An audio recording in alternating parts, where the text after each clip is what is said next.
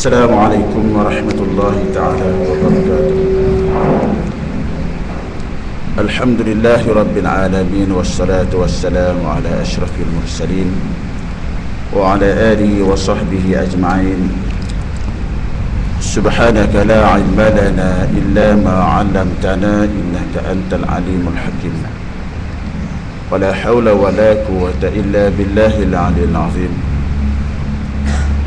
Rabbi shrah li sadri wa yassir li amri wahlul 'uqdatam min lisani yafqahu qawli. Rabbana zidna 'ilma warzuqna fahma waj'alna minal muttaqin. Allahumma amin. Allahumma a'inna ala dzikrika wa syukrika wa ta'atika wa husnu ibadatik. Terima kasih kepada pengurusi majlis, bahagia dikasihi Mufti serta kuasa masjid, para pegawai-pegawai masjid, mudir Tahfiz An-Naim, tuan-tuan, adik-adik pelajar yang dirahmati Allah, dan ibu-ibu yang dirahmati Allah. Bersyukur kita kepada Allah Subhanahu wa taala dengan tidak sebenar-benarnya pada malam ini kita ditakdirkan Allah bertemu. Jadi sebelum bercakap banyak, saya minta maaf lah kalau ada beberapa perkataan yang akan menyentuh perasaan ataupun yang akan menyebabkan terasanya hati saudara mara yang dikasihi Allah Subhanahu wa taala. Sebabkan pada bila menerima undangan saja, saya ni sebenarnya dengan orang baling ni saya takut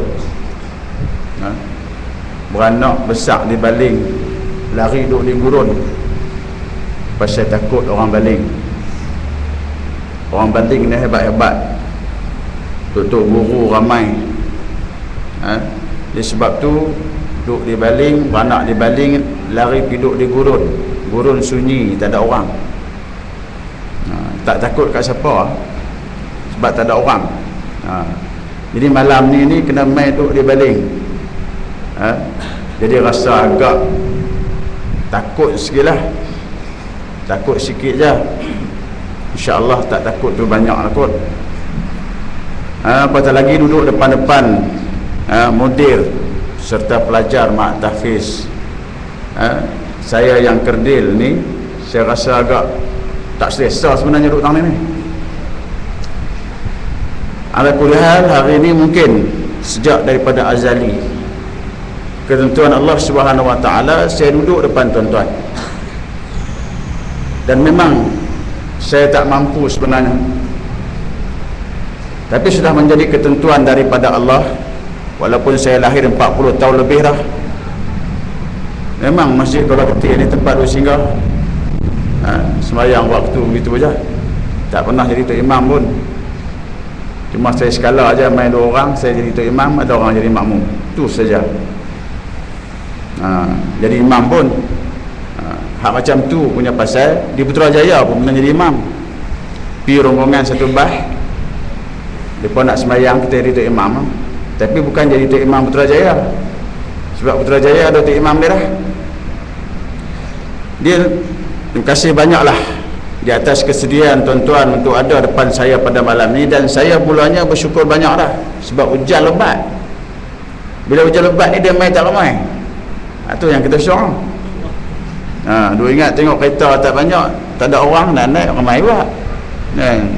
Hujan pun dia berhenti elok. Muslimin dan muslimat yang dirahmati Allah Subhanahu wa taala, kita berada di rumah Allah, tempat yang paling istimewa di dunia dan di akhirat, yang tidak ada tempat lain yang lebih mulia daripada tempat kita berada sekarang, di bulan yang kita ada sekarang, di malam yang kita ada sekarang. Antara waktu-waktu yang terbaik yang memang Allah pilih kita untuk berada di sini. Walaupun kadang-kadang untuk berada di sini ni yang ada pada malam ni besok belum tentu ada. Dan kemungkinan besar yang ada malam ni, semalam dia tak ada. Maknanya menjadi pilihan Allah Subhanahu wa ta'ala untuk datang ke rumahnya. Satu keistimewaan yang Allah beri kepada kita. Sebab rumah kita sendiri pun tak semua orang boleh duduk, tak semua orang boleh tidur rumah kita. Saya nak tanya tuan-tuan, berapa kali jiran sebelah rumah tuan-tuan tidur di rumah tuan-tuan? Tak bisa no. Punya baik, hujan nak turun, angkat jemuran jiran sebelah,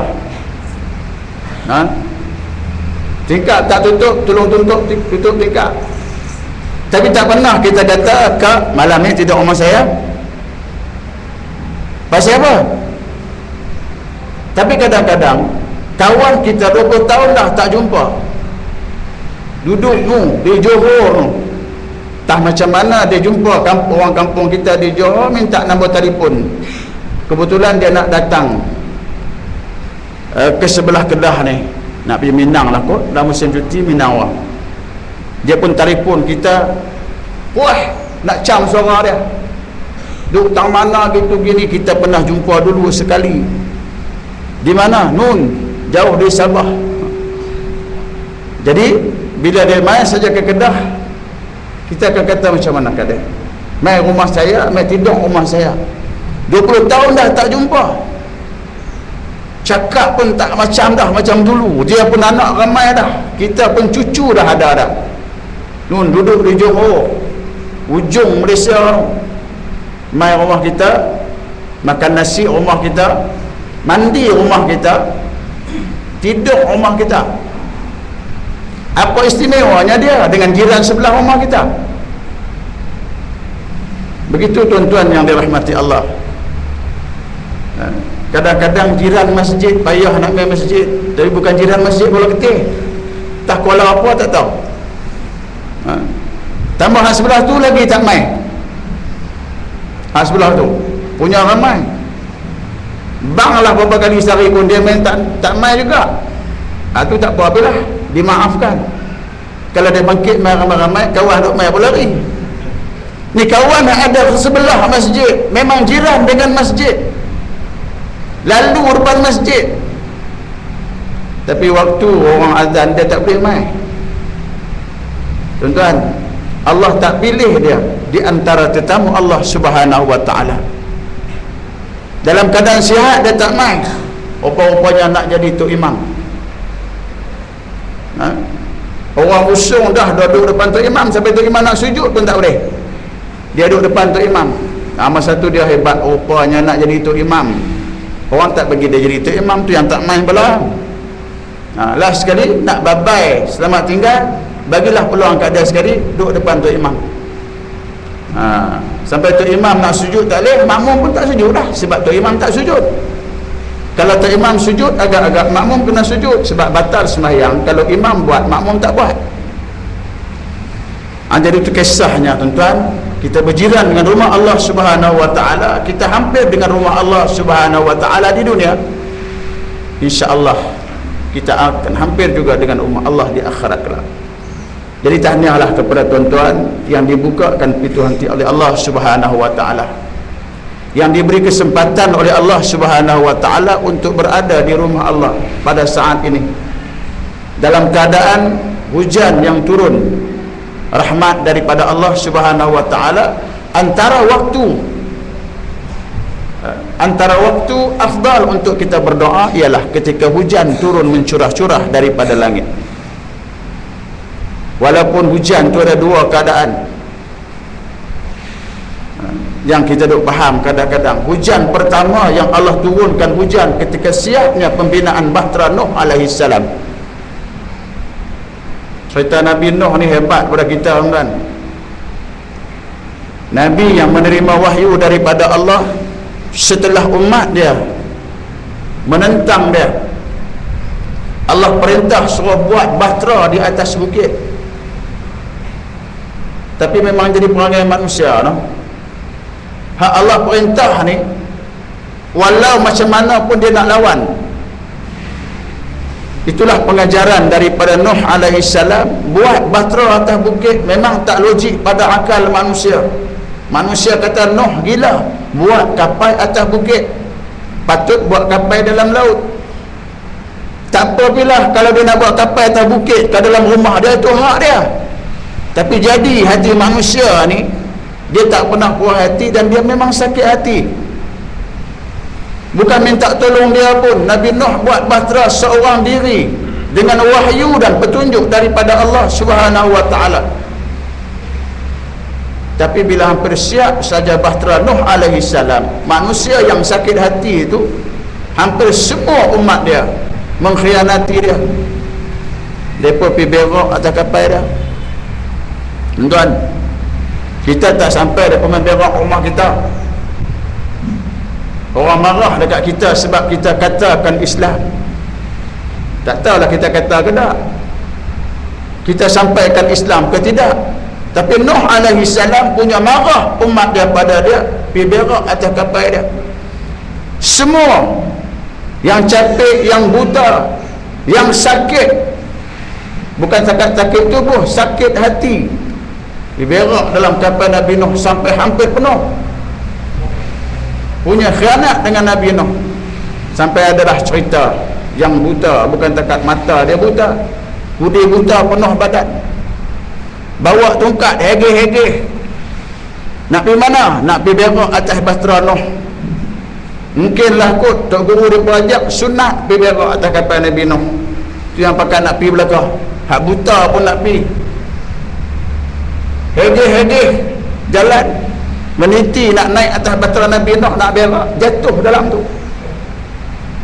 Jatuh, tenggelam sekali, timbul sekali, tenggelam sekali lagi, timbul sekali lagi. Celik biji mata dia. Putih buta hilang. Tak kali mana banyak mana dia minum air, wallahu alam, dengan taik-taik sekali.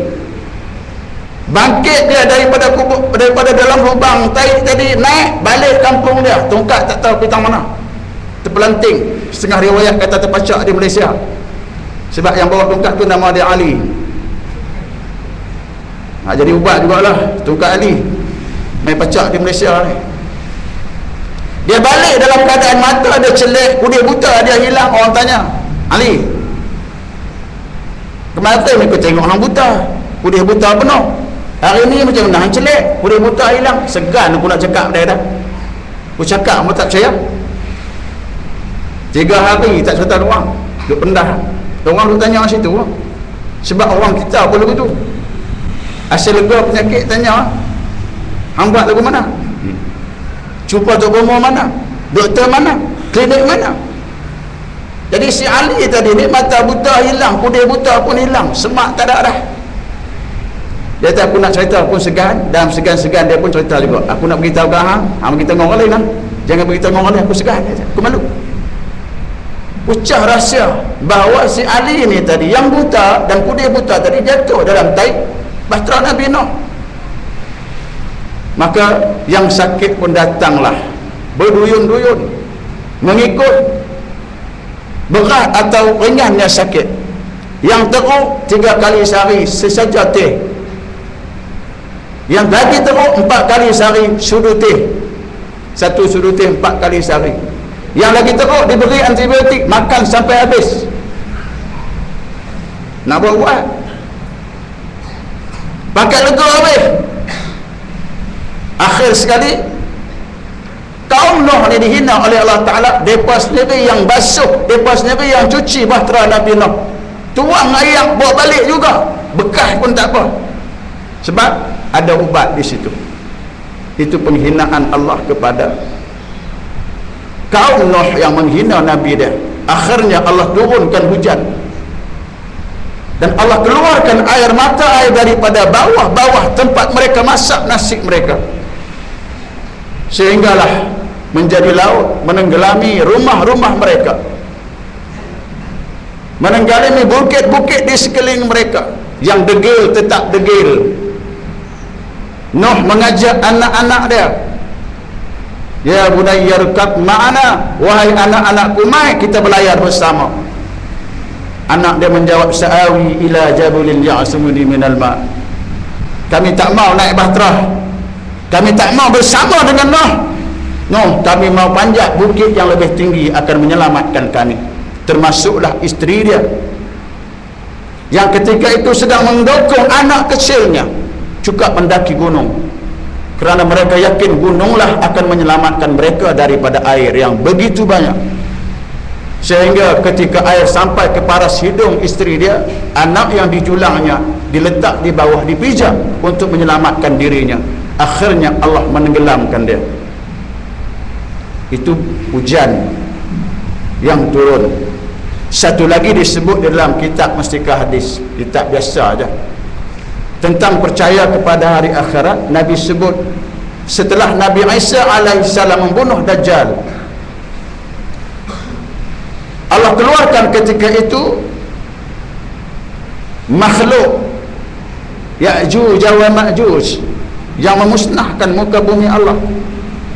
Lalu terkepunglah Nabi Isa di Tur Sina. Lalu Nabi Isa bermunajat kepada Allah Subhanahu wa taala. Akhirnya Ya'juj wa Ma'juj ini musnah, bergelimpangan mati.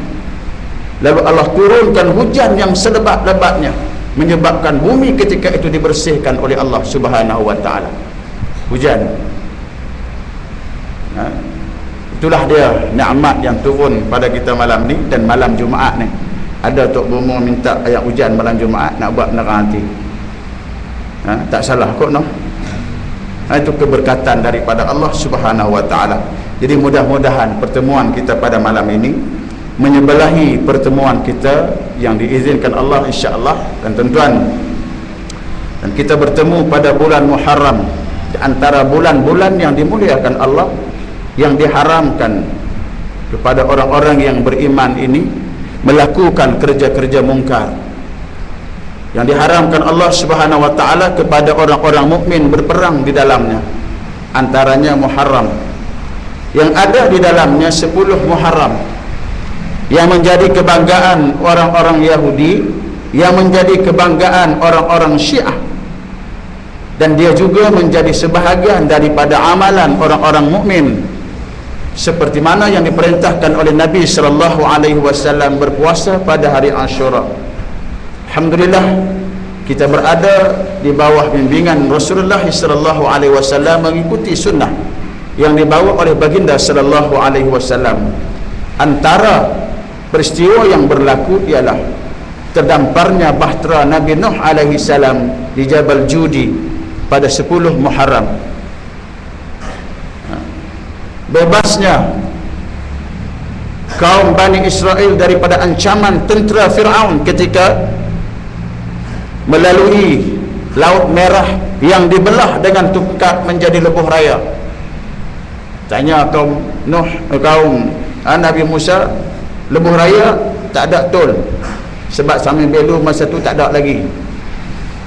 Jadi tak ada tol lah, nyemerang sampai sebelah sana selamat. Fir'aun dengan tentera dia tak selamat, tengah-tengah cantum balik ayak, tenggelam. Kita tengok dalam YouTube, orang barat buat kajian, dia menyelam di dasar laut, dia nampak kesan-kesan peninggalan tentera Fir'aun. Memang betul peristiwa yang diceritakan dalam Al-Quran adalah peristiwa yang betul. Tapi jadi orang kafir ni, bukan takat kafir tu, kafir mana-mana pun, apatah lagi yang menentang Islam, mereka takkan percaya walaupun mailah dalil bukti terang mana pun. Sebab tu orang kafir, orang kafir, Allah Ta'ala tak kata Cina, Allah Ta'ala tak kata Melayu, Allah Ta'ala tak kata India, kafir. Manusia yang engkar kepada ajaran Allah, kafir. Cuma yang kebalnya orang Melayu lah. Katalah kata guru, katalah kitab, katalah hukum Islam 14 kali sehari pun tetap Islam, tak kafir. Itu kebalnya. Berbeza dengan kafir musyrikin Mekah. Orang kafir musyrikin Mekah nama Abu Talib macam pak menekan kita. Nama Umar bin Hisham. Umar bin Hisham ni nama siapa? Nama seorang beranak dia Umar bin Hisham. Nama glamour dia Abu Jahal. Nama glamour dia Abu Jahal. Nama seorang beranak dia Umar bin Hisham. Umar pak menekan belah bini kita. Jadi Tok Bilal masjid. Nama macam pak menekan kita. Inilah golongan yang Allah Ta'ala sebut dalam Quran, aja'altum syiqayatal hajj wa imaratal masjidil haram kaman amana billah. Golongan yang Allah Ta'ala tanya kita, siapa yang lebih baik antara mereka ini? Adakah kamu nak anggap orang yang mengimarahkan Masjidil Haram, yang bagi makan kepada orang-orang haji, sama dengan orang-orang yang beriman kepada Allah Subhanahu wa Ta'ala? Tuan-tuan, kita pergi haji zaman kita ni rugi, nak kena bayar dekat 10,000 dekat tabung haji. Itu yang PM sebut tadi ni dalam Perhimpunan Agung. Nasib baik ada tabung haji. Kalau tak ada tabung haji, tak ada jadi haji belakang.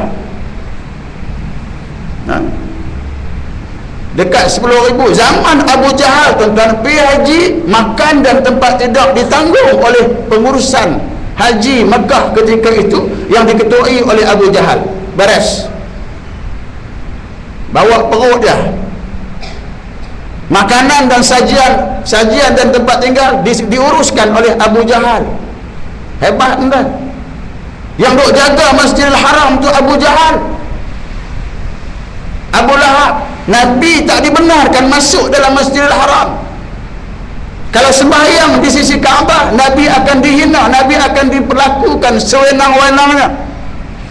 Sehingga kan pernah Nabi sedang sujud, diletakkan perut unta di atas belakang Nabi. Orang Arab dia makan unta tak macam kita orang Melayu makan lembu. Orang Melayu makan lembu, dia belah perut, dia kikih, tarik perut, makan juga. Nasib baik tarik tak ada tu imam ke, Tok Syak ke, siapa betul bagi betul tarik pun boleh makan juga. Kalau tidak dia rebus sekali makan.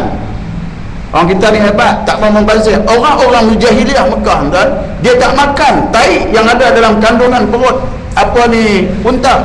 Dia buang karung tu letak tepi. Waktu dia sembelih unta, dia letak atas belakang Nabi SAW ketika sedang sujud. Nabi tak mampu untuk bangkit kerana terlalu berat tarik unta tadi. Datang Fatimah ketika itu sedang menangis teresak-esak melihatkan perilaku yang dilakukan oleh orang-orang musyrikin Mekah yang sebangsa dengannya, yang bapa saudaranya. Apa yang dilakukan kepada Nabi Muhammad sallallahu alaihi wasallam. Fatimah dengan kederaknya seorang perempuan menolak juga. Najis tadi jatuhlah. Kemudian Rasulullah bangkit daripada sujudnya tadi, berdoa kepada Allah, Allahumma alaika bi Aba Jahlin, Allahumma alaika bi Aba Lahabin. Abu Jahal ketika itu sedang mendengar doa Nabi. Abu Lahab ketika itu sedang mendengar doa Nabi. Dan Abu Jahal dan Abu Lahab memahami permintaan Nabi dengan Allah Subhanahu wa Ta'ala. Maka Abu Jahal dan Abu Lahab turut bimbang. Sebab itulah waktu perang Badar, Abu Lahab tidak pergi berperang. Kenapa? Dia takut dibunuh oleh orang Islam lantaran doa Nabi sallallahu alaihi wasallam. Tuan-tuan, doa ni hak makhluk. Doa ni hak makhluk. Semua makhluk Allah Subhanahu wa Ta'ala berhak berdoa kepada Khalik pencipta dia. Dan tidak ada manusia boleh memberi peraturan kepada makhluk untuk berdoa kepada Tuhannya. Hang tak boleh baca doa ni, hang tak boleh minta tu, hang tak boleh minta ni. Hak makhluk minta dengan Allah Subhanahu wa Ta'ala, apatah lagi orang yang dizalimi. Wattaqu da'watal mazlum, kata Nabi. Takutlah kamu kepada doa orang-orang yang kena zalim. Sebab doa hak makhluk. Kucing di rumah kita pun berdoa kepada Allah. Waktu kita datang daripada rumah kita untuk datang ke majlis ilmu, Nabi sebut sekalian makhluk berdoa kepada Allah dengan rahmatnya kepada mereka yang berada di dalam majlis ilmu. Makhluk termasuklah burung, termasuklah pokok kayu, termasuklah kucing, termasuklah ikan bilis di laut, termasuklah ikan temenung. Sama ada yang kena pukat atau tak kena pukat, yang dah digoreng ataupun yang belum digoreng. Makhluk Allah Subhanahu wa Ta'ala, apabila mereka dizalimi, mereka berhak meminta kepada Allah dan tidak ada hijab di antara Allah dengan orang-orang yang dizalimi. Maka sebab itulah tuan-tuan yang dirahmati Allah, bersyukur kepada Allah Subhanahu wa Ta'ala. Kita masih lagi diberi kesempatan oleh Allah untuk berada di bumi, dan kita berada di bulan yang penuh keberkatan ini dengan hidayah petunjuk Allah Subhanahu wa Ta'ala. Muslimin yang dirahmati Allah, kita makhluk yang dipilih oleh Allah menjadi manusia. Banyak makhluk lain yang Allah Ta'ala cipta, dia tak jadi manusia, walaupun daripada sumber yang sama, daripada air.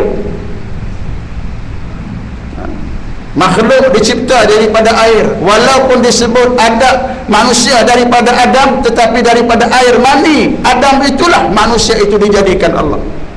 Kullukum min Adam wa Adam min turab.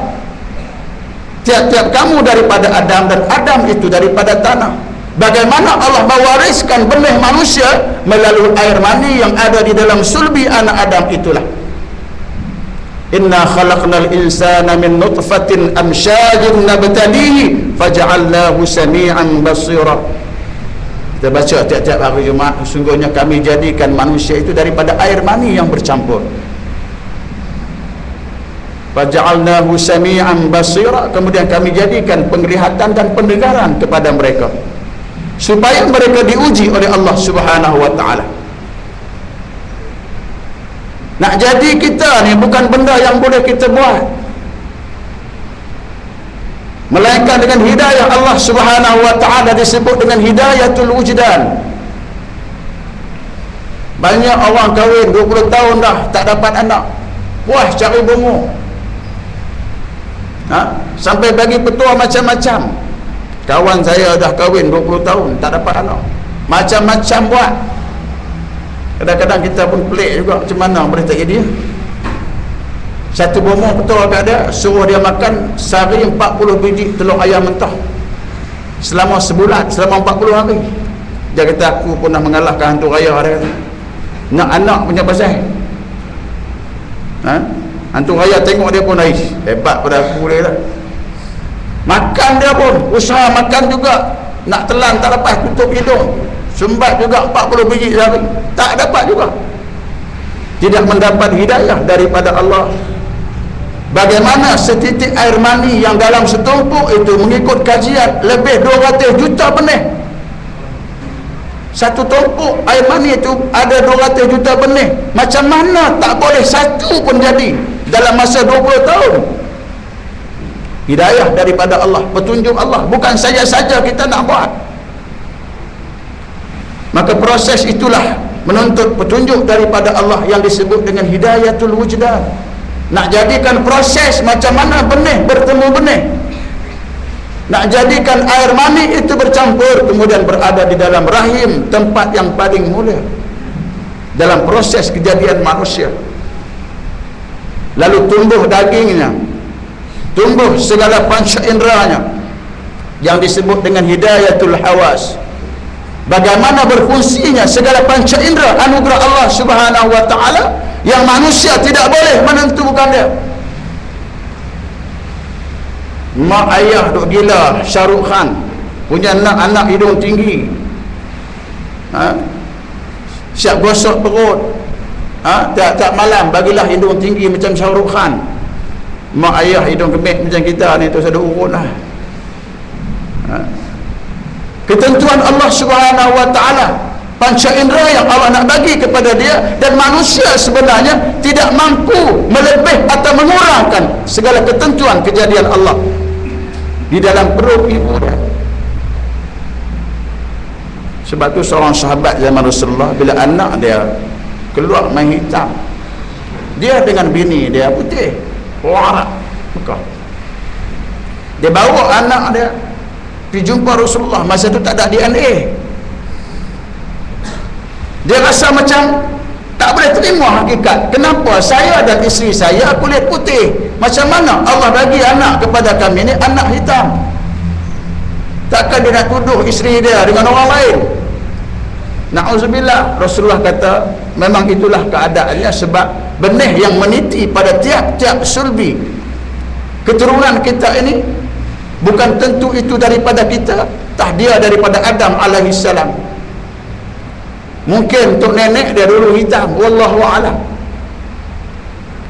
Yang boleh sampai dekat kita tu benih berapa kali tapih, wallahu a'lam. Jadi itulah ketentuan Allah Subhanahu wa taala. Membentuk rupa bukan milik manusia, milik Allah Subhanahu wa taala. Begitu juga di dalam menggunakan panca indera yang ada. Kita tak pernah pergi jumpa rumah kawan kita, kebetulan anak dia dalam setahun setengah, pergi tengok pak duduk depan duduk merangkak, anak ikut belakang. Pak dia kata, ni merangkak macam pak pak dia pun jalan merangkak ke depan, suruh anak dia ikut. Tak ada, merangkak anak mak tak payah ajar. Macam tu juga nak melihat dan mendengar.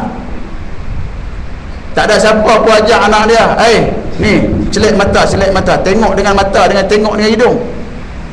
Orang tak pernah ajar anak buat kerja lagu tu. Sebab Allah mengajarnya terus. Celik mata aja, guna mata untuk melihat, buka telinga untuk mendengar, hidung untuk bernafas. Allah tak bagi kepada ayah dia mengajar anak macam mana mengguna panca indera. Memang itu ketentuan Allah. Kalaulah diserah pada mak ayah, macam-macam jadi. Hang kena tengok dengan telinga. Tok Wan hang tengok dengan mata, hang cuba ubah style sikit, hang tengok dengan telinga. Tak jadi kan? Sebab tu Allah mengajar kita dengan hidayatul hawas, petunjuk menggunakan panca indera. Bukan saya saja nak buat, ini ketentuan daripada Allah. Makhluk lain pun ada kan panca indera ni. Step pertama tadi makhluk lain pun buat hubungan macam tu juga, nak mengandung. Kemudian nak jadi, nak gunakan panca indera pun macam tu juga keadaannya. Kadang-kadang panca indera yang Allah bagi kepada binatang lebih hebat daripada apa yang beri kepada kita. Orang tu dia dadah 20 tahun dah, segala jenis dadah dia bedai bergarah. Keluarlah jenis apa pun aku bedai dia dah, punya hebat, 20 tahun pengalaman. Keluar masuk pusat pemulihan ni macam ada kampung. Adalah kawan kita tu. Dia macam tu, pasal susah-susah nak cari makan, masuk pusat latihan, pusat apa ni pemulihan, makan free. Rasa-rasa agak okey dah, keluar balik. Punya hebat, jenis apa dia dah, dia tak tahu. Macam orang isap rokok dia pakar. Bau rokok je, tak tempat orang lagi. Tiba-tiba ni rokok John ni dia ni. Dia bau dia pakar. Tapi orang dadah ni, waktu mana polis nak selongkap penyeludup dadah, pasal apa polis tak ambil orang menagih dadah ni, tonyoh hidung dia. Hang cari tak mana ada dadah. Tak, walaupun dia meleleh ayat dia tagih dadah ni, Allah ambil anjing, Allah bagi dekat anjing panca indera tu. Anjing tak pernah isap dadah pun. Bisa tengok anjing kalau getih dia meleleh ni, dia kenal pun tak kenal tu. Tak kan? Anjing makhluk yang cukup peka, panca indera dia bau dia cukup hebat. Allah bagi dekat anjing dengan panca indera ni lah makhluk binatang cari makan. Sebab tu dia ada antena dia, misal telinga dia macam mana dia bergerak, sensitifnya pendengaran binatang. Allah bagi hidayah dengan panca indera, kita pun ada. Tapi hebat binatang ni dengan panca indera dia tak ada akal. Penyu, itu yang Salim kata no. Kita pergi kata abang, kita tengok penyu telur, penyu tengok telur kita. Penyu dia naik daripada laut no. Dia bertelur dalam pasir, korek bertelur meleleh mata. Beratus biji dia telur, dia kambus, dia belah habis. Dia tak pernah balik tengok pun, jentik, tak masak lagi telur turun balik, tak pernah. Dia tinggal telur dia dalam pasir tu sampailah anak tadi menetas, anak tadi turun ke laut sendiri. Dia tak pernah pesan dekat anak pun, esok dia menetas, hampir duduk dalam laut, yang naik ke darat. Tak pernah tengok anak penyu sesat pergi Giant. Awak mana tak tahu, aku GPS tak ada, pak pun tak nak sebut, pak pun tak nak ajar. Kemai meraya apa ni? Hang penyu akan pergi laut, barulah turun dah. Penyu akan keluar daripada tempat menetas dia, akan terus ke laut. Allah bagi petunjuk pada dia, bukan senang. Anak kita beranak-beranak buang dalam tong sampah, agak-agak nak jadi apa? Mungkin nak tu pada-pada jeru lah, dia tak kena sebaik pun tong sampah. Pandai pula tu, tak ubah tong sampah, pergi sangkut pagar masjid. Mana nak tahu kota imam jumpa, mudah-mudahan anak aku jadi tu imam kata dia. Tapi tak pernah jumpa di kelab malam tu, Di kasino tak pernah jumpa. Dan dia kata dah, aku pun kaki kasino juga, biar anak aku jadi macam aku juga, pisangkut di kaki, di pegang kasino. Kau dia pandai terror main judi apa semua masuk, kaya macam aku, tak ada. Anak manusia kalau dia dijaga oleh makhluk lain pada manusia, perangai dia akan jadi macam mana yang menjaga dia. Kenal Tarzan kenal? Kartun pun ada, cerita betul pun ada. Tarzan ni cerita dia, beranak-beranak dekat dia, mak dia buat naik kapal terbang tu jatuh, dia ni kebetulan jatuh ke buluh.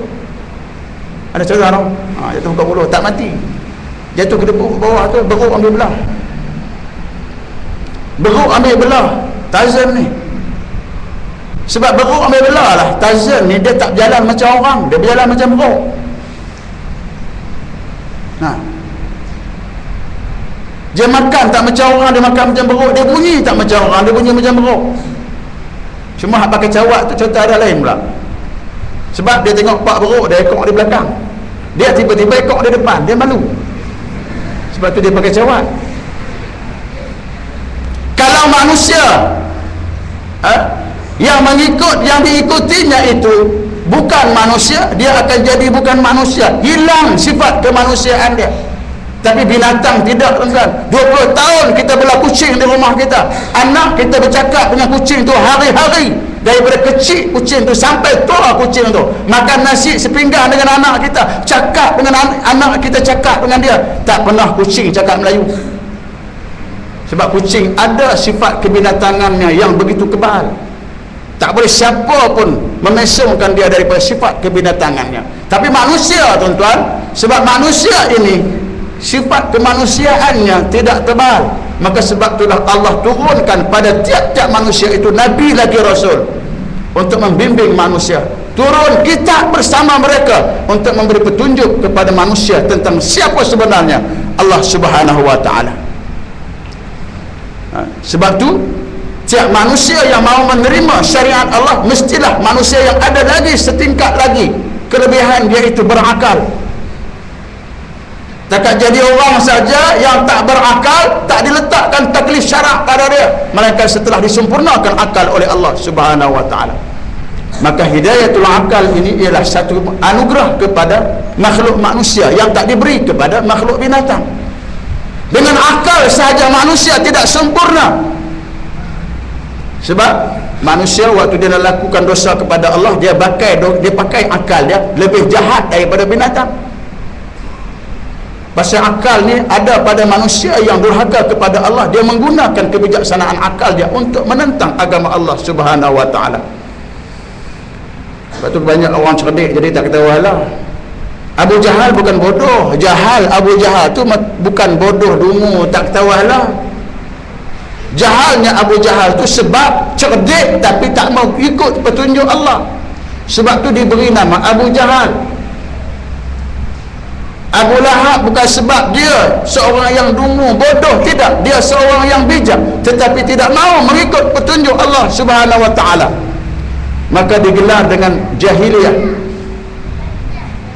Masyarakat Arab cukup hebat tuan masa depa, boleh hidup tamadun Arab tu sendiri sebab tu ada undang-undang macam-macam, ada peraturan macam-macam yang dibikin oleh masyarakat Arab. Anak lelaki boleh warisi mak dia daripada ayah. Bila ayah meninggal, anak lelaki boleh kahwin dengan mak. Sebab apa? Sebab dia fikirkan mak yang dah tua tu siapa nak jaga setelah ayah tak ada, maka anak lelaki lah. Jadi nak menguruskan perempuan oleh seorang lelaki memang jadi masalah, maka dia telah meletakkan peraturan anak lelaki boleh kahwin dengan mak dia. Sebab nak nguruskan mak mudah, nak basuh berak mak mudah, nak mandikan mak mudah. Itu pendapat jahiliah. Memang kalau kita fikir hari ni setelah kita Islam memang tak patut, sebab Islam melarang. Tapi kalau kita duduk dengan orang jahiliah mungkin kita setuju, sebab nampak dari segi positifnya, nak jaga mak sampai tempat tu, hormat. Begitu juga yang dia bunuh anak perempuan, bukan saja dia bunuh, melalui mesyuarat, perbincangan, Boleh macam mana datangnya undang-undang anak perempuan mesti dibunuh?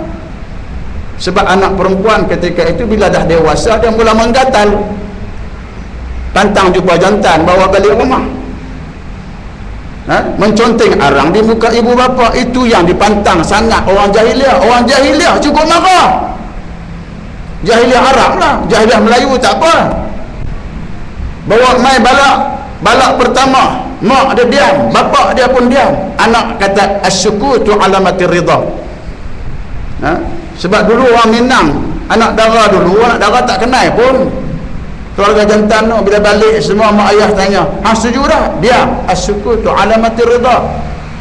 Diam tu makna dia redha lah tu. Boleh dah tu. Maka uruslah perpinangan, langsungkan perkahwinan. Anak muda hari ni pun style tu juga, bawa balak dari rumah, mak pak diam, tak kata apa. Dia kata okey tu, mak ayah diam tu setuju tu. Besok main balak lain balak, mak ayah diam juga, tak kata apa, diam. Berbalak-balak lah anak dia tu. Perangai orang jahiliah kan, dia cukup tidak suka anak perempuan buat kerja tak elok dengan jantan yang belum berkahwin. Maka sebab itulah diputuskan undang-undang. Yang bikin undang-undang Abu Jahal, yang bikin undang-undang Abu Lahab. Campur masa itu Umar dengan Abu Jahal ni sama-sama gagah, sama-sama keras kepala, sama-sama hebat. Kata mereka tak ada siapa boleh bangkang, pancung, selesai masalah. Sebab tu dia sanggup buat contoh macam mana dia bunuh anak perempuan dia. Dia ajak anak perempuan dia pakai korek lubang. Dia lubang ke dalam, dia tolak anak perempuan dia jatuh. Hebatnya dia menegakkan apa yang dia kata. Tu Umar waktu jahiliahnya. Sistem ketika itu menjadi logik pada akal masyarakat jahiliah. Maka mereka setuju dan mereka melaksanakan apa yang telah pun disarankan. Bukan sejak puluh tahun kerja bunuh anak perempuan. Kalau 10 tahun agak bunuh semua anak perempuan, Abu Jahal nak nikah dengan datang apa? Takkan nak nikah dengan Abu Lahab.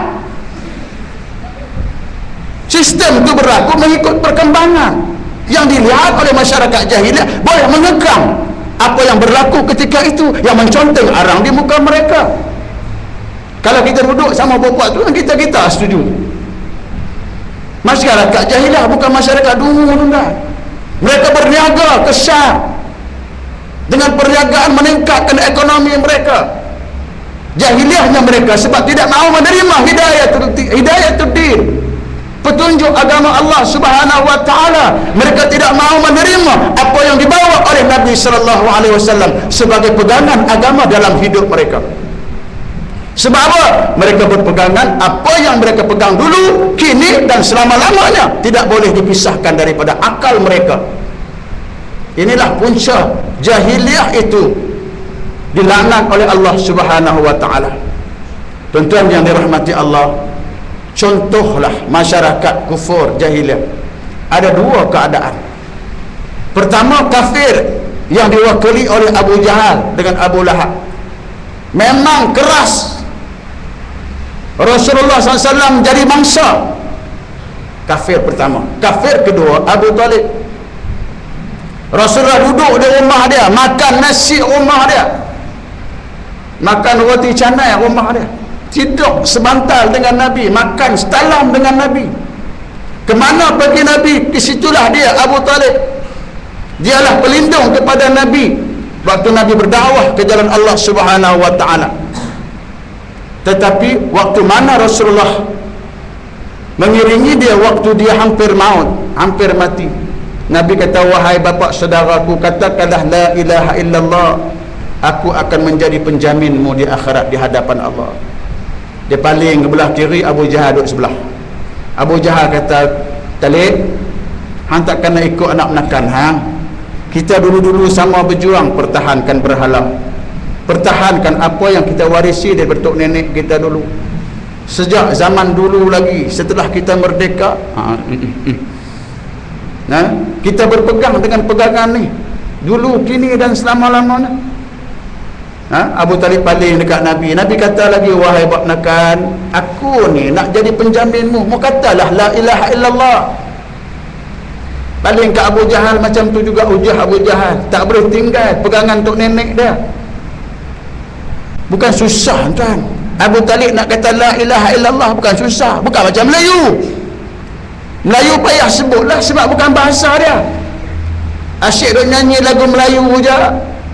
Asyik duk nyanyi lagu tak apa-apa je. Nak mengucap payah lah. Kalau hari-hari dia sebut la ilaha illallah, la ilaha illallah, mudahlah bagi dia. Abu Talib ni orang Arab. Kejut pukul 3 pagi pun orang Arab di situ, dia tak jadi Melayu. Patut bagi dia mudah nak sebut la ilaha illallah. Tetapi sebab dia faham apa tuntutan la ilaha illallah, sebab tu dia tak mau. Macam itulah bandingan dia orang kita yang Melayu ni pun. Sebab dia faham tuntutan tu, dia tak mau mengucap, tak mau kata, tak mau terima Islam tu betul. Bukan jahil belaka, pakat mengaji belaka. Faham agama Allah, reti menghuraikan kalimah la ilaha illallah. Berapa aqaidul iman yang ada dalam la ilaha illallah, reti faham belaka, tapi tak mau menerima la ilaha illallah itu sebagai sistem hidup yang mengatur segala perundangan yang ada di dalam hidup kita ini. Masih degil dan keras kepala, sama dengan Abu Talib.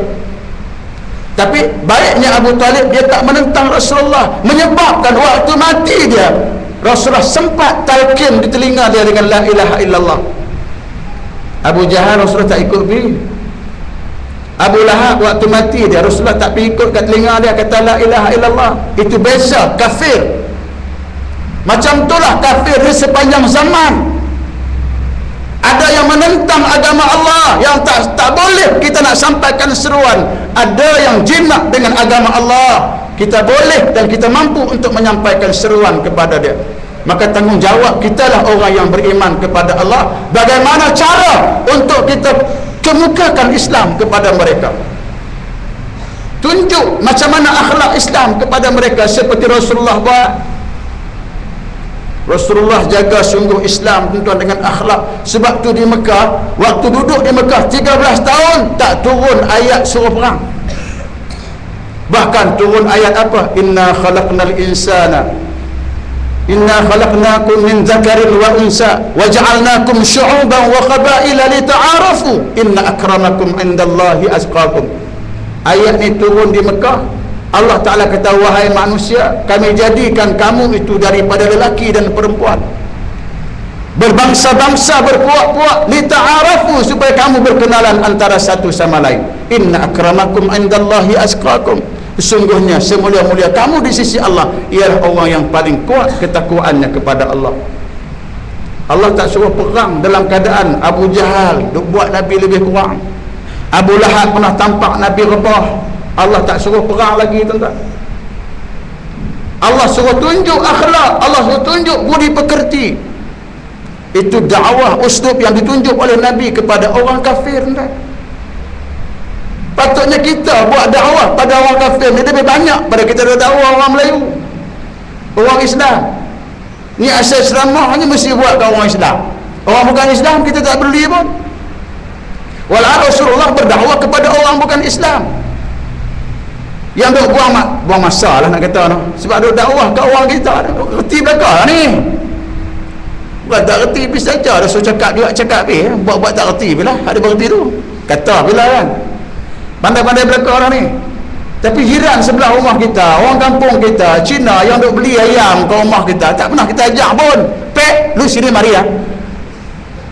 Lu tahu ke itu Islam apa? Tak pernah kata pun. Sebab itulah ada di kafir di kalangan kita, orang masyarakat kita ni, kafir yang jadi menentang, yang tak tahu kepala ekor tentang Islam, bercakap tentang Islam, menentang Islam. Seorang kafir tu nama dia Chua Pelang. Nah, terang-terang mengisytiharkan bahawa Islam itu tak layak untuk dilaksanakan. Ni Chua Pelang ni cukup pelak lah. Marah kan orang sini. Saya kata lagu tu, dia kata buat menakan aku, aman pergi. Nah, Sebab kita sendiri tuan-tuan, yang agama kita agama Islam, yang kita sembahyang 5 waktu, tak boleh kita nak jelmakan Islam dalam hidup kita sehingga nampak kepada orang kafir. Itulah cara hidup yang terbaik.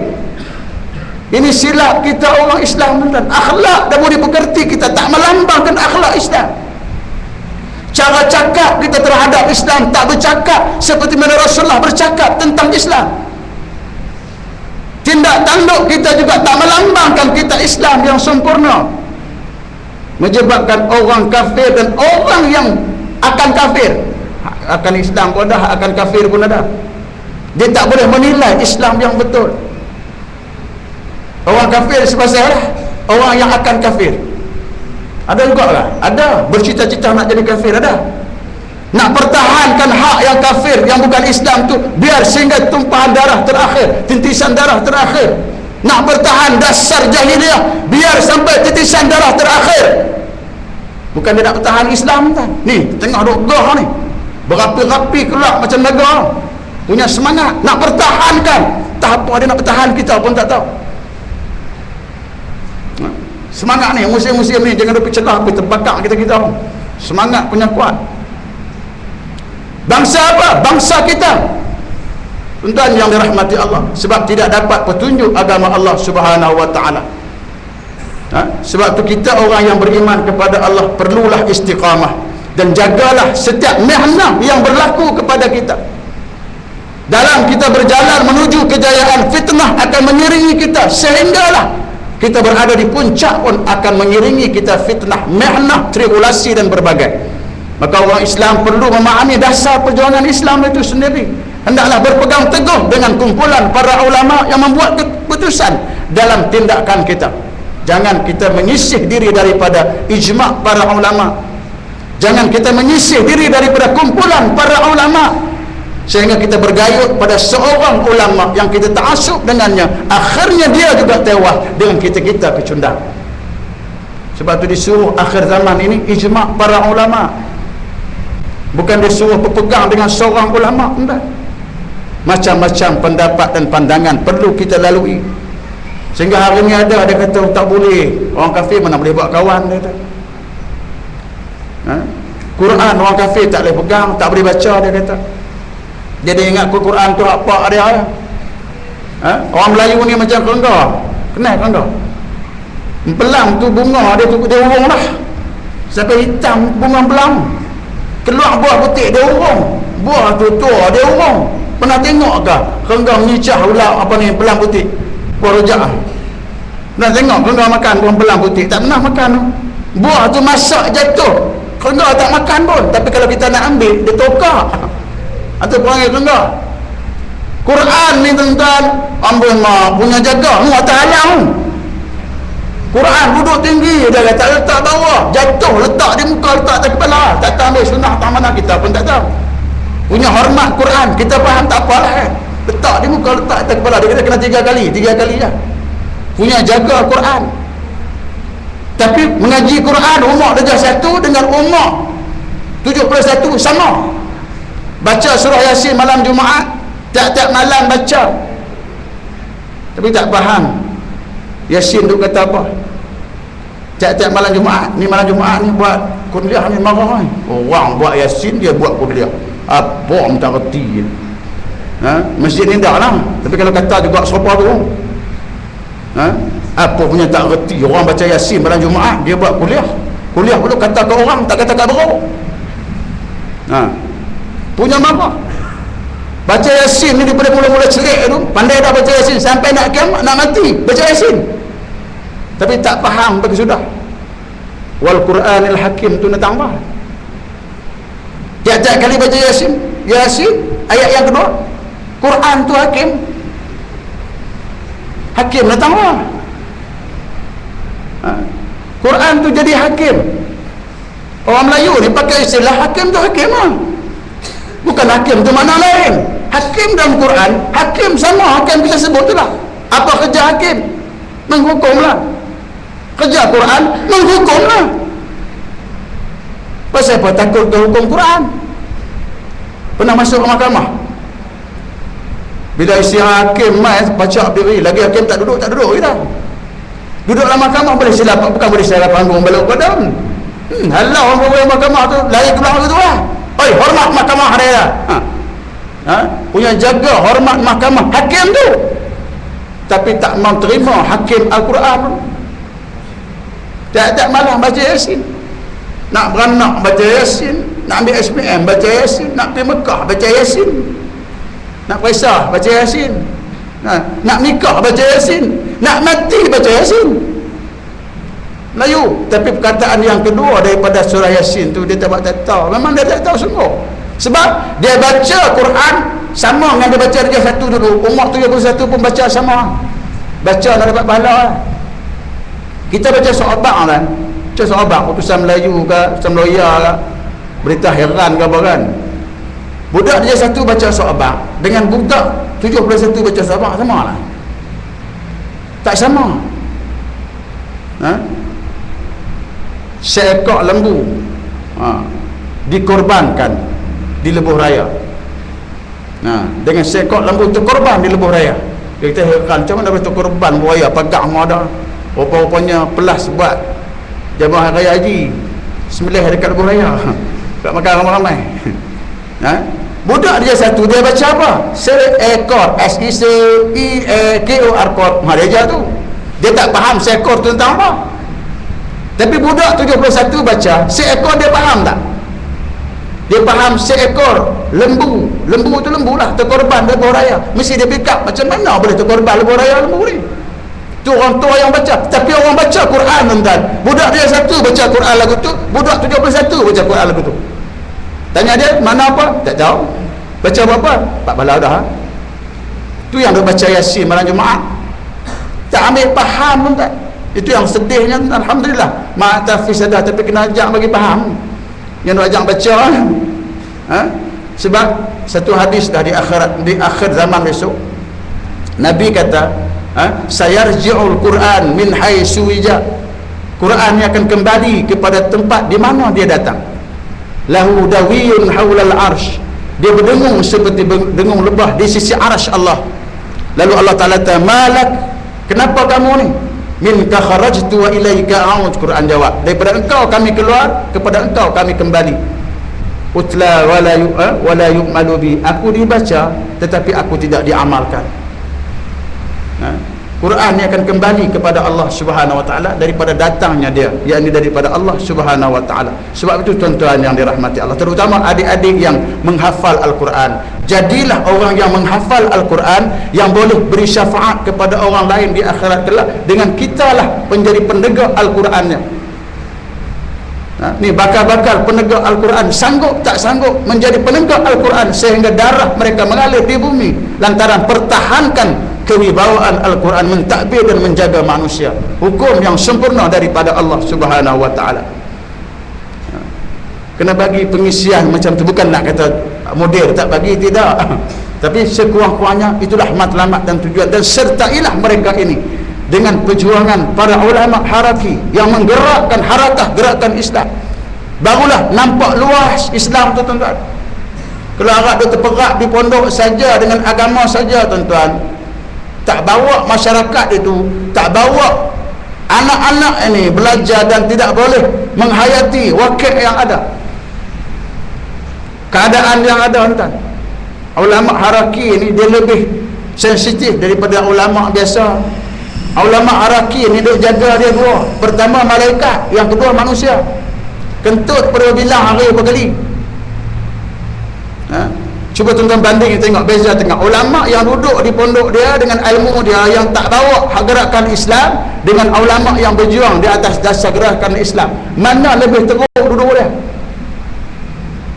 Duduk pondok tak apa, kalau nak murid pondok tak tahu tak apa, diam, tak ada masalah apa. Ulama haraki ni berjaga pukul berapa pun dia tengok. Kentut berapa kali sehari pun dia cek. Manusia kan? Cakap silap sepatah riuh setahun. Tak kata pun dia kata-kata jenuh kan. Doa pun payah, tak berdoa pun payah.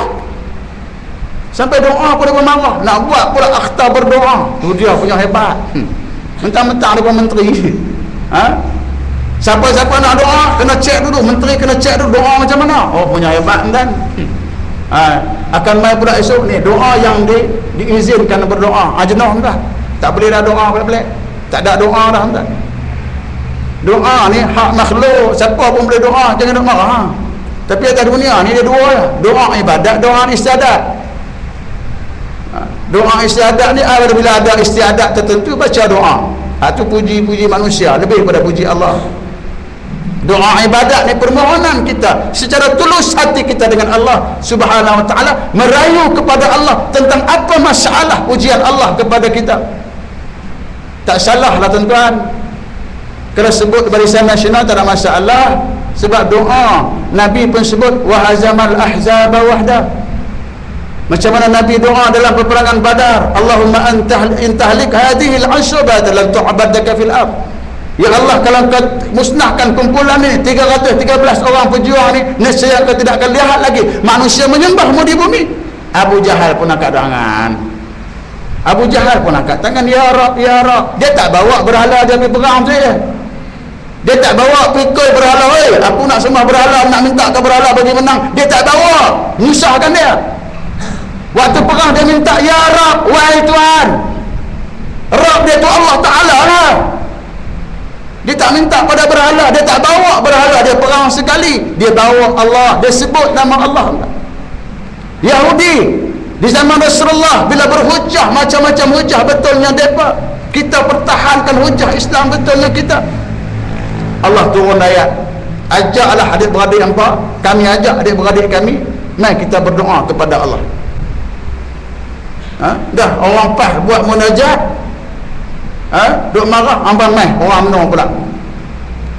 Tak kira lah Bukit Jalil ke Bukit Dolah lah, pun bilah bukit mana pun. Nad'u abna'ana wa abna'ukum wa anfusana wa anfusakum summa nabtahil fanaj'al la'natallah. Ajak buat-buat hangpa orang hebat-hebat di antara hangpa, berdoalah kepada Allah biar Allah buat keputusan. Dah berhujah dengan ilmu tak boleh terima, berhujah dengan akal tak boleh terima, buat keluar ayat Quran mai tak terima juga, huduk pas, hak tak pas benar, hak tu pula. Tak mau, kami tak mau huduk pas. SPM nak pas pula no, yang mengarut bubuh ni. Kalau dah huduk pas tak boleh terima, huduk pas gerak tangan, huduk pas sebat orang, huduk pas rejam orang berzina, hak tu apa punya, buat mai hak UMNO punya, kerak nak tambah. Orang mencuri kerak nak tambah, orang berzina rotan nak tambah, buat mai sini. Bukan saya nak suruh masuk UMNO dah, bukan saya nak kempen pas, tapi nak suruh sokong dah. Bawa mai bukti-bukti ilmiah, bawa kita berbincang, bentang kepada masyarakat yang duk cerlagu pening kepala ni. Susah dia tak, aku nak kata tak mana, sana pun ada ulama, sini pun ada ulama, tak tahu ada belakang dah, nak buat lagu mana dah. Hak tu pun tak ada buat usaha, mati yang mudah. Selagu ni kata boleh berdoa, ni berdoa macam-macam, tak boleh berdoa. Ni munajat macam-macam, hak ni kata tak boleh. Duk serabut ni dah. Serabut ni sebab apa? Hak jenis tak mengaji je. Hak kuliah tak ada khutbah lena ni. Ada di masjid ni khutbah lena. Dia kata aku tang khutbah tu kosong kan. Awak boleh lena. Kawan sebelah tak boleh kata, bangun tak boleh kata. Naklah kamu berdiam diri, jangan cakap-cakap. Kawan lena belok basi melempah, tak apa, tak ada tegur datang lagi batal Jumaat aku. Lena malah tu pun. Lena sungguh-sungguh. Khutbah pula ni di Kuala Ketir ni ada bendang tak banyak kalau ada pun orang matang getah. Dia khutbah cerita pasal zakat padi begitu gini kena bagi pula padi apa semua. Lepas tu buah-buahan tempatan apa, lebuh raya pula dia kata ni. Patuhilah isyarat lebuh raya. Bila ada lambang kemerah hendaklah perlahan kenderaan anda. Dia kempen AES. Bayarlah hutang negara dia kata. Hak RM30, hak RM300, hak RM3 juta tak apa, hang terlambi lah. Kempen macam tu dalam khutbah. Yang kawan tu dengar betul ke aku ni hutang mana, dia khutbah ada apa. Nak tak mau pergi dengar macam mana tak? Khatib tu naik baca bagi kuat, cerita ehwal semasa. Itu baru kena. Rasulullah berkhutbah, cerita ehwal semasa dalam seminggu. Dia tak ulang khutbah 3 tahun lepas. Saya pernah jumpa juga dalam satu khutbah raya. Dia balik kampung, orang hebat lah. Dia pesan dah hang balik ni, hang nak baca khutbah raya di kampung. Dia kata tak apa, dia duduk Pulau Pinang. Balik mai punya ikut tag ni sampai ya Allah panjangkanlah ustaz yang di Pertuan Negeri Pulau Pinang. Hang baca khutbah di Kedah. Doa yang di Pertuan Negeri Pulau Pinang. Hang duduk di mana ni? Duduk di Kedah. Tu Pinang. Ada aku baca tag khutbah Pulau Pinang. Oh begitu. Betul-betul pada hak tu tak apa. Jangan duk marah, jangan duk kata dalam khutbah. Dia kata mana boleh cakap kuat dalam masjid dia dah. Tak boleh. Yang Rasulullah berkhutbah merah biji mata tu siapa? Tidak. Rasulullah berkhutbah merah biji mata, lantang suaranya. Itu baru khutbah. Ni asal baca khutbah komplain. Cok khutbah kuat sangat dia dah. Memanglah dah tak lena. Hal lain semua okey dia dah. Ku lena elok. Yang ni tak boleh nak lena kena sebiji tak kepala, pejam mata pedih pun tak boleh nak. Kalau gitu nak cari khutbah. Itulah dia tuan-tuan yang dirahmati Allah. Maknanya Islam tu dia menanggapi realiti yang berlaku, suasana yang berlaku. Maka sebab tu dia bergerak melalui suasana yang berlaku, memberi keputusan, memberi segala maklumat melalui perkembangan semasa yang berlaku. Itulah Islam. Sebab tu Islam sesuai sepanjang zaman kehidupan manusia. Tak sesuai zaman Nabi saja, tak sesuai zaman sahabat saja, bukan hanya untuk zaman tabi'in saja, sehingga ke hari kiamat Islam itu tetap relevan. Maka sebab itulah orang Islam mestilah bercakap di atas wakil yang ada, supaya manusia dapat menilai kehebatan agama Allah Subhanahu wa taala. Jadi tuan-tuan yang dirahmati Allah, sekat tu saja tuan-tuan. Tak pandai pun. Tak pandai pun, jadi kalau ada salah silap tuan-tuan kena tegur. Sebab yang baik itu daripada Allah Subhanahu wa taala, yang jahat dan tak baik itu daripada UMNO dan Barisan Nasional. Mudah-mudahan kita dapat perlindungan daripada Allah Subhanahu wa taala. Pakai kali ni sudah tak ramai dah. Itu yang cerita lebih tu. Jadi nak panggil wali pula lah. Saya takut sebenarnya duduk di kawasan orang-orang alim banyak ni, sebab takut silap cakap. Jadi tuan-tuan kalau ada kesilapan tegurlah. Mudah-mudahan kita dapat keampunan daripada Allah Subhanahu wa taala. Rasa-rasanya bau durian pun makin lucu hidung ni. Kawah duk tunggu pun kerain dah bina kan, durian ni bukan senang nak dapat ni. Jadi yang baik tu daripada Allah. Mudah-mudahan kebaikan bagi apa pergi straw. Jadi mudah-mudahan tuan-tuan, yang baik daripada Allah jadikanlah dia sebagai pegangan. Kalau yang tak baik itu tinggalkanlah dia, dan biarlah kebaikan mengatasi segala keburukan yang telah kita lakukan di atas muka bumi Allah Subhanahu wa taala. Wa ta'awanu 'alal birri wat taqwa wa la ta'awanu 'alal ismi wal 'udwan. Bertolong-tolonganlah kita di atas kebaikan dan pahala, dan janganlah kita bertolong-tolongan di atas kebatilan, dosa dan kemurkaan Allah Subhanahu wa taala. A'udzubillahi minasyaitonir rajim. Bismillahirrahmanirrahim. Alhamdulillahirabbil alamin wal 'aqibatu lil muttaqin wa la 'udwana illa 'alal zalimin. Wassalatu wassalamu ala asyrafil mursalin wa ala alihi wa sahbihi ajma'in. Allahumma arina al-haqqa haqqan warzuqna ittiba'ah wa arina al-batila batilan warzuqna ijtinabah. Allahumma aminna fi awtanina wa aslihna wa aslih a'immatana wa wulata umurina waj'al wilayatana fi man khafaka wattaqaka ya rabbal alamin. Allahumma inna naj'aluka fi nuhuri a'da'ina wa na'udzu bika min shururihim. اللهم رد كيدهم على نحورهم وبدد شملهم وفرق جمعهم وسدد كلمتهم وزلزل أقدامهم وسلط عليهم كلبا من كلابك يا قهار يا جبار يا منتقيم يا ذا الجلال والإكرام. اللهم يا منزل الكتاب ويا مجري السحاب ويا هادم الأحزاب اهدمهم وانصرنا عليهم يا رب العالمين. ربنا افتح بيننا وبين قومنا بالحق وأنت خير الفاتحين. Ya Allah, ya Arhamar Rahimin, Kau telah lahirkan kami daripada rahim ibu kami, ya Allah. Penuh nikmat limpah kurnia daripadamu, ya Allah. Penuh belayan kasih sayang daripada ayah dan ibu kami, ya Allah. Sekiranya mereka masih hidup di bumimu, ya Allah, rezekikanlah mereka dengan rezekimu yang baik lagi halal, ya Allah. Panjangkanlah usia mereka di atas taat dan patuh kepadamu, ya Allah. Kuatkanlah tubuh badan mereka untuk bangun terus beribadah dan berdoa kepadamu, agar kami menjadi anak-anak yang saleh daripada zuriat keturunannya. Ya Allah, ya Arhamar Rahimin, sekiranya ayah dan ibu kami telah berada di alam barzahmu, ya Allah, Semoga terimalah mereka sebagai tetamu-Mu ya Allah. Berilah mereka makanan daripada makanan syurga-Mu ya Allah, sebagaimana mereka memberi kami makanan daripada makanan di bumi-Mu, rezeki kurniaan-Mu ya Allah.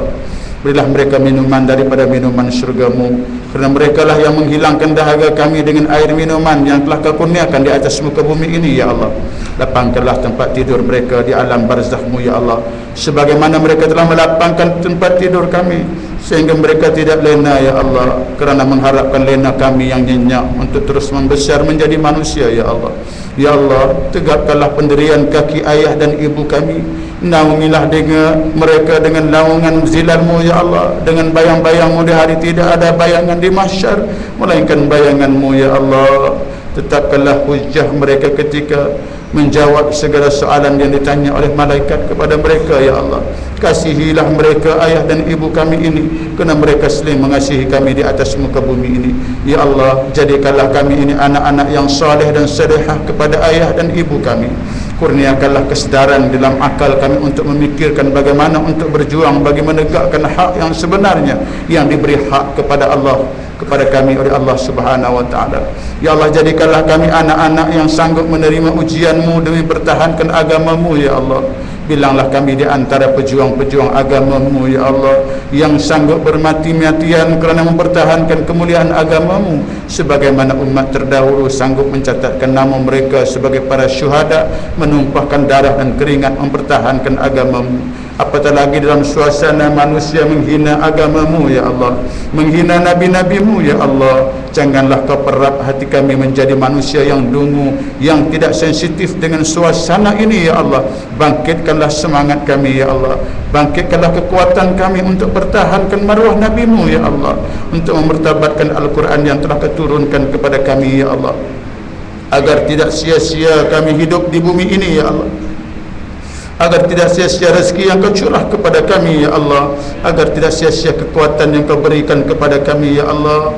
Berilah kesempatan kepada kami untuk menikmati nikmat syuhada yang telah Kau berikan kepada syuhada terdahulu ya Allah. Rabbah menyembah bumi dan tanah, pertahankan agama-Mu ya Allah, pertahankan maruah dan kesucian agama-Mu ya Allah. Jadikanlah kami di antara pilah-pilah pejuang yang pertahankan agama-Mu. Rabbana atina fid dunya hasanah wa fil akhirati hasanah wa qina azabannar wa adkhilna jannata ma'al abrar ya aziz ya ghaffar ya zal jalali wal ikram. Wassallallahu alaihi walhamdulillahi rabbil alamin. Taqabbalallahu minkum.